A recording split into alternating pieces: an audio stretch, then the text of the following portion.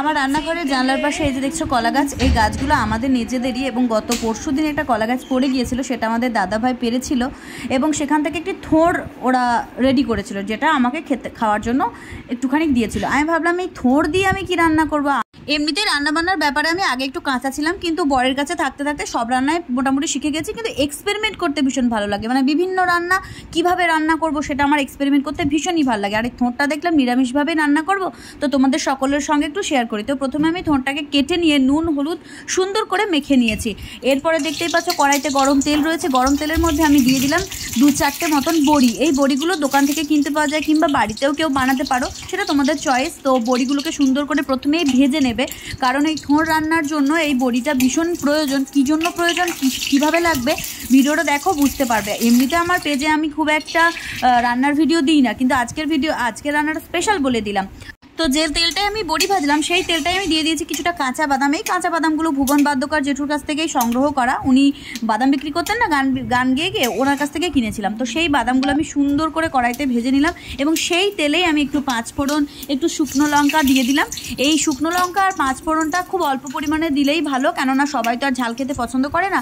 তারপরে আমি দিয়ে দিলাম ওই তেলের মধ্যে কিছুটা গোটা পোস্ত। এই পোস্তটা মানে 2 চামচ মতন লাগবে, মানে যতটা থোড় সেই অনুযায়ী লাগবে। তো আমি কিন্তু পোস্তটা দিয়েছি শুধুমাত্র স্বাদের জন্য, তোমরা যদি কেউ চাও তবে স্কিপ করতে পারো। তারপরে এই যে নুন হলুদ মাখিয়ে রাখা যে থোড় কাটাগুলো ছিল, আর একটা জিনিস মাথায় রাখবে, থোড়গুলো এইভাবে রান্না করার জন্য এই শেপেই কিন্তু কাটবে, এর থেকে সরু শেপেও কাটতে পারো কিন্তু এর থেকে মোটা শেপে কাটবে না, কারণ থোড় এমনিতেই একটু কষা কষা হয়। এটাকে রান্না করার প্রসেসটা যদি কেউ না জেনে থাকো সেক্ষেত্রে কিন্তু থোড়টা একদমই কষা হয়ে যাবে। তো ওই পোস্ত ভাজার তেলের মধ্যে আমি থোড় কাটাগুলোকে সুন্দর করে ছেড়ে দিলাম। তারপর তেলের মধ্যে পড়ার পর এদের তো নাচন কোদন দেখে কে, এই নাচতে নাচতে ওদের মানে শরীর দিয়ে ঘাম বেরিয়ে এলো, অর্থাৎ থোড় থেকে জল বেরিয়ে এলো। প্রত্যেকটা রান্নাতেই দেখবে কিন্তু যে সবজিগুলো একটু রসালো হয় সেই সবজি থেকে জল বেরিয়ে আসে, তো ওই জলটাও থোড় থেকে বেরিয়ে এলো। তারপরে এই যে দেখছো সেই ভেজে রাখা বড়ি আর বাদাম, যেটা আমি ভুবন বাদ্যকরের কাছে কিনেছিলাম, সেই বাদাম এবং বড়ি ভাজা অবস্থায় আমি শিলের মধ্যে নিয়ে হালকা গুঁড়ো করলাম। এটাকে কিন্তু পেস্ট করা যাবে না, কারণ আমি যে রান্নাটা করছি আজকে সেটাতে পেস্ট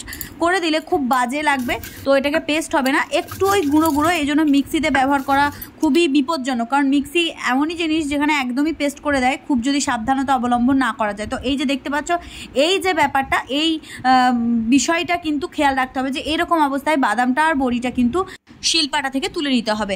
তারপর তোমরা দেখতে পাচ্ছ আমি ওই আধ ভাজা থোড়গুলোর মধ্যে একটু চিনি অ্যাড করলাম। এই চিনিটা কিন্তু মাস্ট, যদি কেউ চিনি খেতে পছন্দ নাও করো রান্নায়, কিন্তু তবুও এই চিনিটা তোমাদের দিতে হবে, কেননা থোড় এমনিতেই একটু কষা কষা টাইপের হয়, এর টেস্টটাকে সুন্দর করার জন্য চিনিটাকে দিতে হবে। চিনি দিলে এই থোড়ের টেস্ট পাল্টে যাবে। এবং তারপরে আমি অ্যাড করে দিলাম ওই গুঁড়ো করে রেখে দেওয়া বাদাম এবং বড়ি।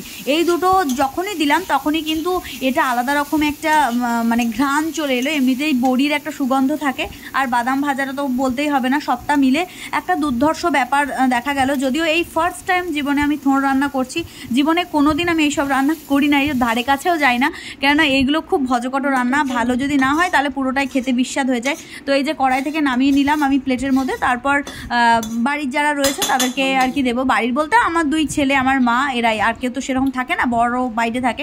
তো এই যে আমার খাবারটা দেখতে ঠিক এরকম লাগছিল। থোড় হয়তো বা অনেক ভয়ের অনেকের কাছে যে থোড় কীভাবে রাঁধবো, কিন্তু একবার যদি তুমি এইভাবে প্রসেসে রান্না করতে পারো তাহলে কিন্তু সেই থোড় দিয়ে একতলা ভাত তুমি সপাটে খেয়ে ফেলতে পারবে। তো আমি আমার ছেলেদেরকে দিয়েই প্রথম টেস্ট করিয়েছিলাম। তো ওদেরকে যখন ভাত দিলাম এবং ওদেরকে যখন খাওয়ালাম তখন ওদের মুখ থেকে শুনে নাও কি বলছে।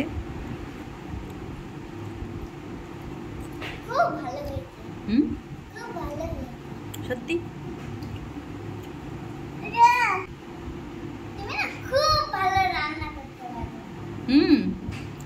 Thank you.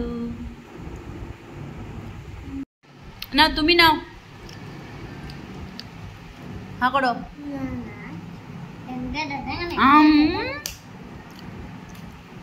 কেমন টেস্ট তুমি একটু বলে দাও।